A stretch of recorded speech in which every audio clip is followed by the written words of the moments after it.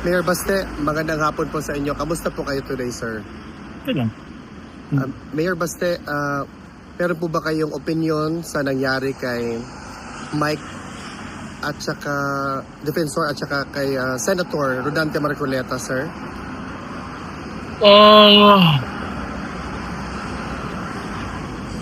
Isa lang ang masasabi ko, mahirap talaga intindihin ang kilos ng gobyerno kung bakit may mga taong nakukulong ngayon.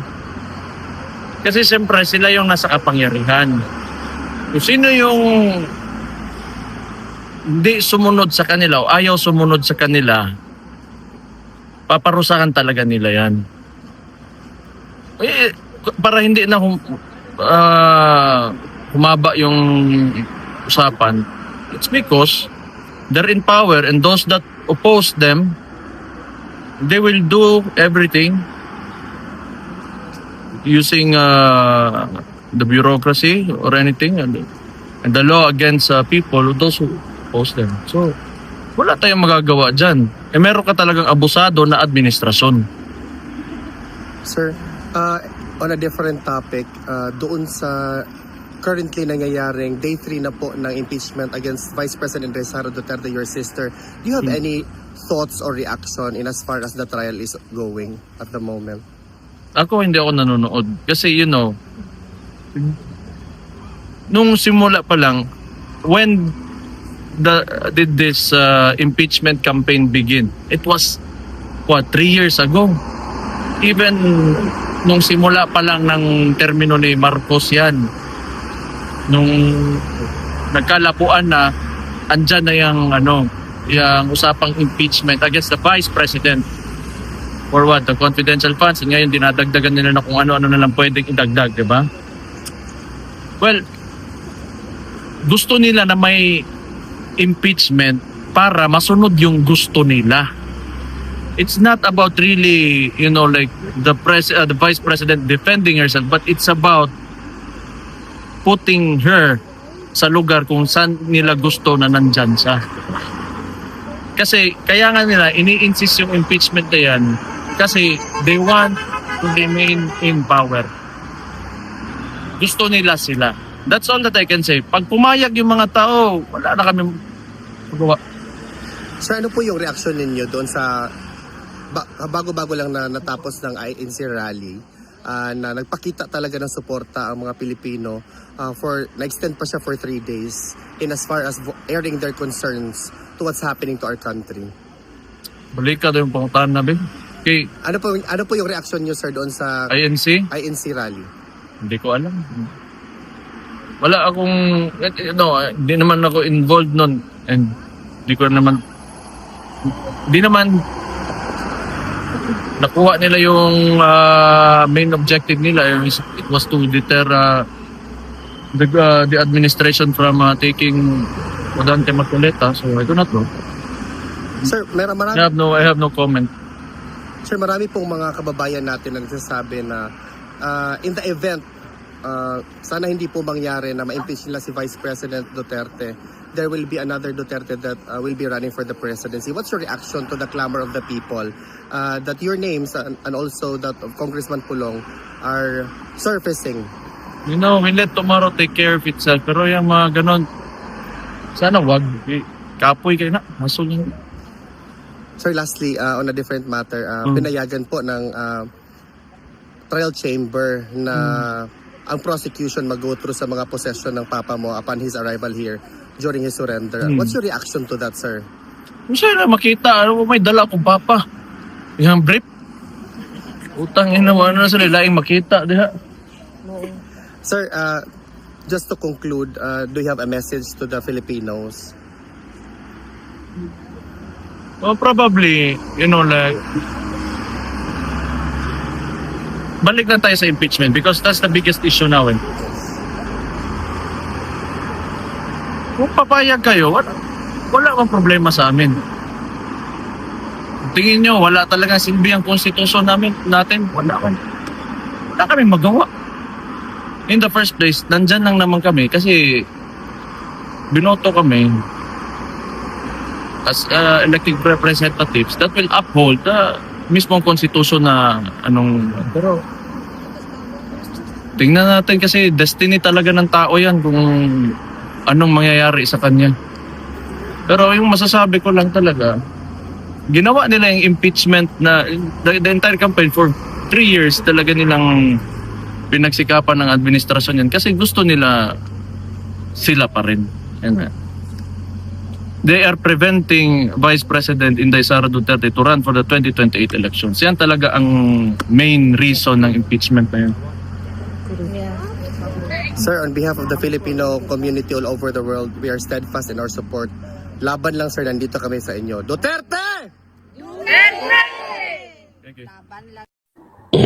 Magandang araw po sa inyong lahat. Lunes po ngayon at syempre dalawang napaka-importanting bagay ang isa'y nangyari na at ang isa'y mangyayari pa.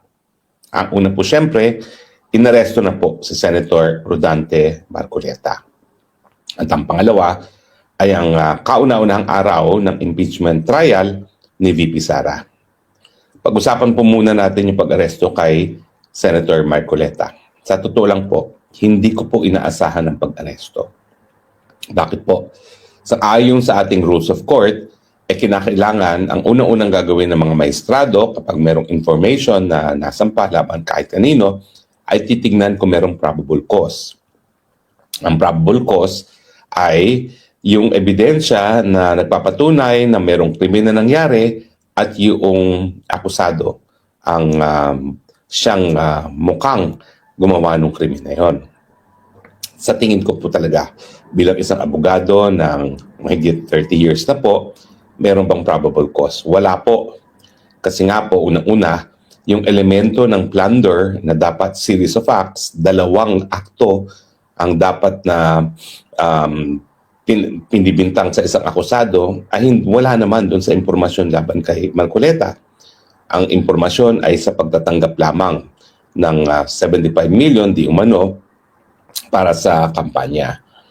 So, iisa lang po yan. Ang sabi ng Korte Suprema at ang sabi ng batas doon sa Estrada versus Desierto, kinakailangan series of acts, at least dalawang bagay ang ginawa na dapat ay patungo sa krimen ng pagdarangbong. Iisa lang po ang inallege nila.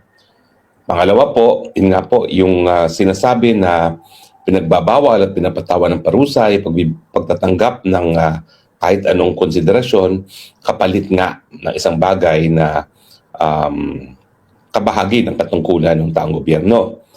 Nung mga panahon na binigyan naman po siya ng campaign funds, siya ay naghahanda pa lang para maging kandidato para Senado. Kung maalala ninyo, nung 2022, Senator Marcoleta at ako ay tumakbo rin para sa senador.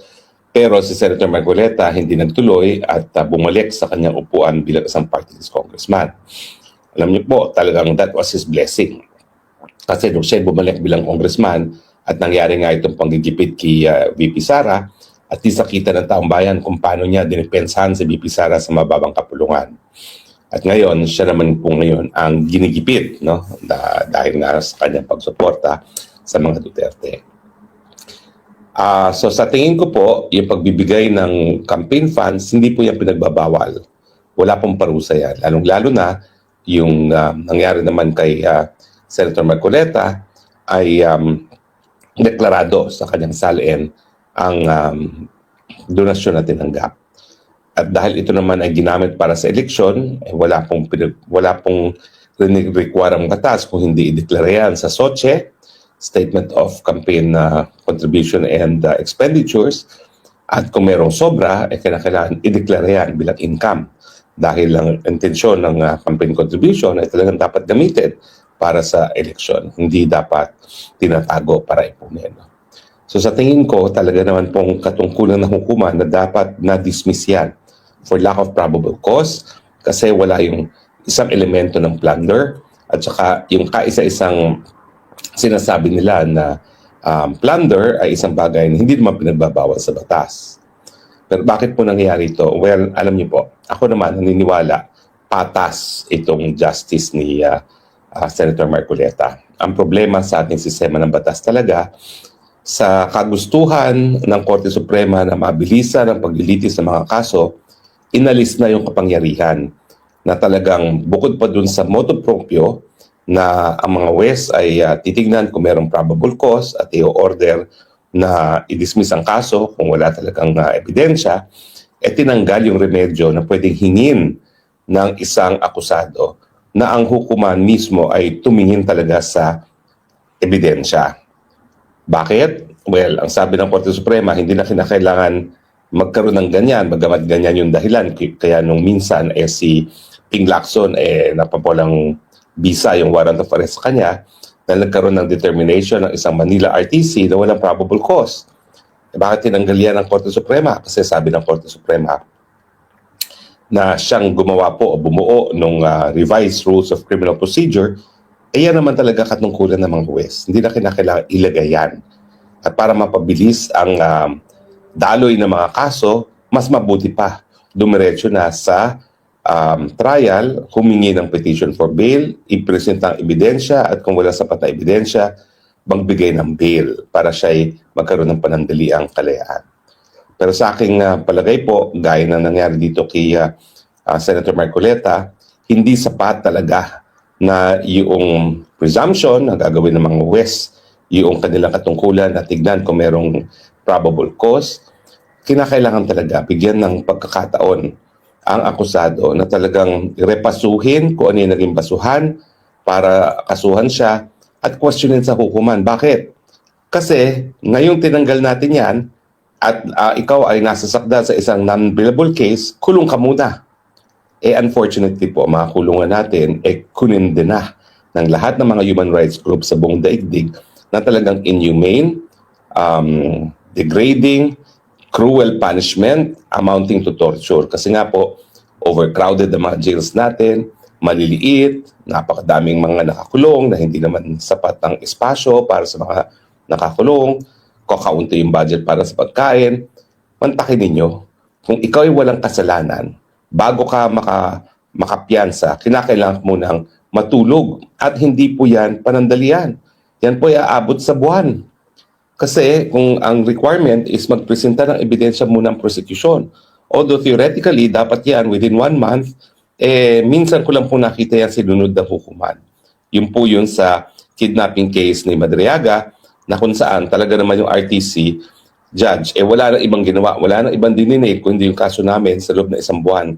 At nagdesisyon siya na sapat ang ebidensya, malakas ang ebidensya para ipagkait ang bail dito kay Madriaga, na ngayon naman ay testigo.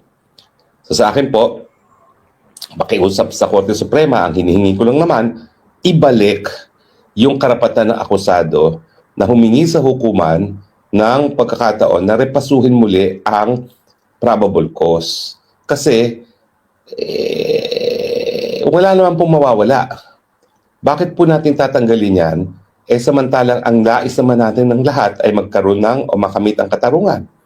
So kung yan ay magpapatagal sa kaso, so be it. Dahil yan naman ay isang paraan para maiwasan nga yung pagkakakulong ng mga tao na wala namang pagkakasala at biktima lamang ng tanim kaso.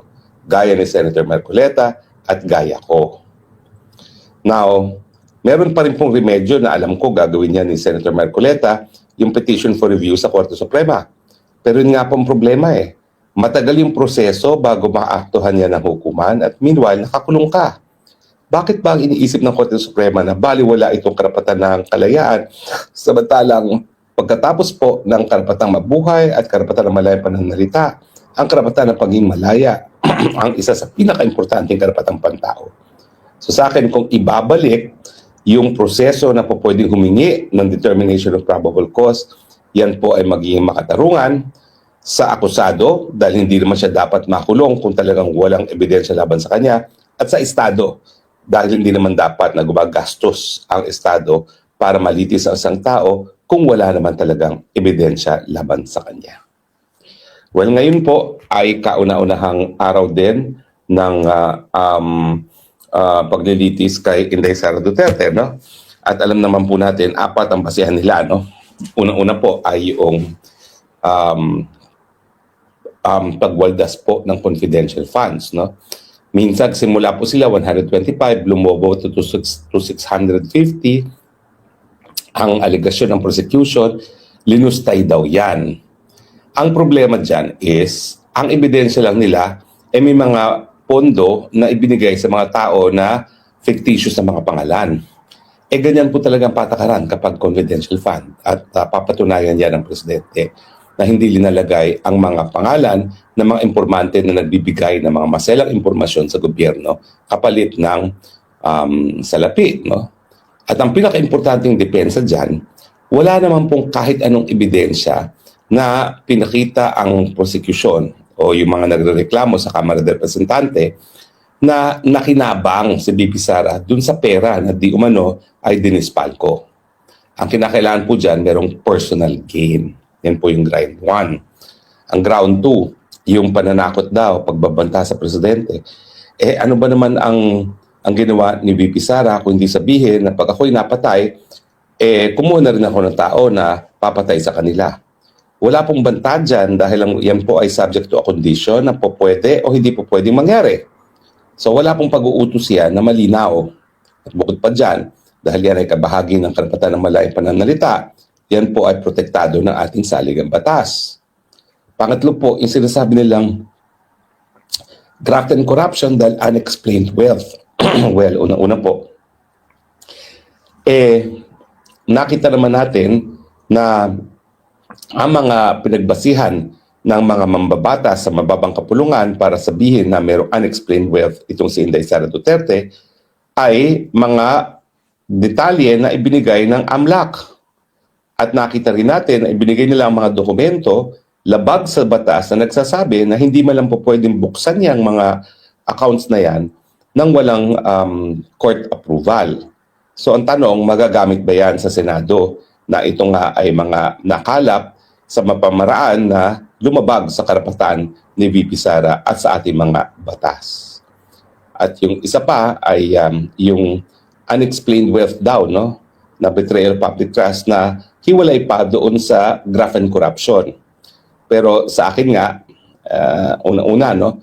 Lahat ng bagay na binibintang kay VP Sara dapat gawain niya nung siya ay Vice President. Pero alam natin na sandaling-sandaling panahon lang siya naging Vice President. At ang cover ng impeachment complaint na hindi pa kasama yung mga mangyayari pang mga araw bilang isang Vice President, ito in effect ay para lamang dun sa unang 3 taon ng kanyang pamumuno bilang isang Vice President. At ang dapat na maging basihan lang dyan, kung ano talaga yung meron siya dito sa 3 taon na siya ay naglingkod bilang Vice President. Ang ebidensya ng prosecution kasama yung kanyang mga ari-arian nung panahon na hindi pa siya Vice President. Ulitin ko po ito'y impeachment.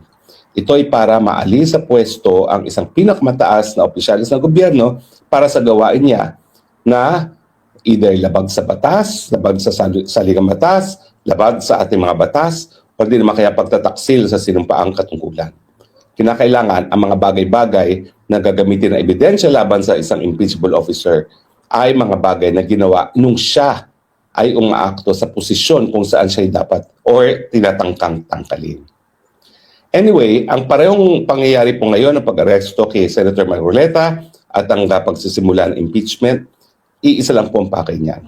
Ang pakay, matanggal si VP Sara bilang banta sa Marcos Forever sa 2028 at syempre, ang pamamaraan ay unang-una para siya'y kinakailangan siya'y makonvict at matanggal sa pwesto at mapatawan ng perpetual disqualification for public office o yung hindi na siya po pwedeng pumasok sa gobyerno. So, ano naman ang relasyon ng ginawa nila kay Marcoleta? Well, bukod pa doon sa obvious na sinusupil ang kalayaan ng malayang pananalita ni Marcoleta na paulit-ulit kong sinasabi na parang martial law kasi ang non-bailable case works in the same way as yung suspension ng writ of the privilege of writ of habeas corpus dahil wala kang remedyo kapag walang legal na basihan ang pagkakakulong. Meron nga petition for bail pero napakatagal at meanwhile kulong ka muna. At meanwhile, tikom muna yung bibig sa loob ng kulungan. Isang dahilan nga kung bakit ako talaga, bagamat alam ko na walang kaebidensya laban sa akin, ay humingi ng asylum. Kasi sa tingin ko, mas importante na magpatuloy ng ating karapatan ng malayang pananalita kesa naman mabulok sa kulungan na sigurado ay magiging torturous. So, ang ginagawa nila kay Marcoleta, pinapasupil, pinapatigil ang flood control scam na kung saan lumalabas na ang presidente, ang mastermind ng flood control scam, at syempre para bawasan ang hanay ng mga senador na boboto kay Inday Sara Duterte. Ngayon po, dalawa nang siguradong hindi makakaboto, lalong-lalo na kung hindi nila papayagan ng online voting. Yan po ay si Senator Jinggoy, tatlo na pala, si Senator Bato, at saka itong si Senator Marcoleta. Asahan nyo rin na dahil itong tatlo ay hindi makakaboto, bababawan nila yung numero ng 2/3 para siya makonvict. Ngayon po, yan ay 16. Tignan niyo po, dahil tatlo nang nawawala, 21, babasihan nila ng 2/3 ng 21. Ilan po yun? 3, 6, 9, 12, 15, 18, 19, 20, 21, 21. Tama nga ba yun? 7, 14, yeah. Sasabihin nila, baka 7 na lang yan. At alam naman natin, dahil meron silang 13 ngayon, ay meron silang 7. At kapag natanggal nila sa BP Sara, ayun na, perpetual disqualification from public office. At syempre po yung pag-aresto rin kay Marcoleta, kay Estrada at saka kay De La Rosa, yan din ay mensahe ng Malacanang sa mga senador, pag hindi kayo sumunod sa gusto namin, kukulong din namin kayo dahil alam namin, lahat kayo may mga pagkakasala at po pwede namin gamitin yan para sa pagkakakulong na walang piyansa. Ano po ang gagawin ng mamamayan? Well, kinakailangan po magmatsyag, kinakailangan magsalita, at kinakailangan iparating at maghusga kung dapat pa bang magpatuloy ang ganitong klaseng gobyerno na nanunupil sa mga kalaban at naninira sa mga kalaban sa politika. Pilipinas, gising na po. Ito na po, itong araw na ito ang simula ng katapusan ng Republika ng Pilipinas. Salamat po sa inyong patuloy na pagtangkilik. Kaya na aking sinasabi, I love you, Philippines. You're the only country that I have. You're the only country that I will love. God bless the Philippines. And see you. Bye.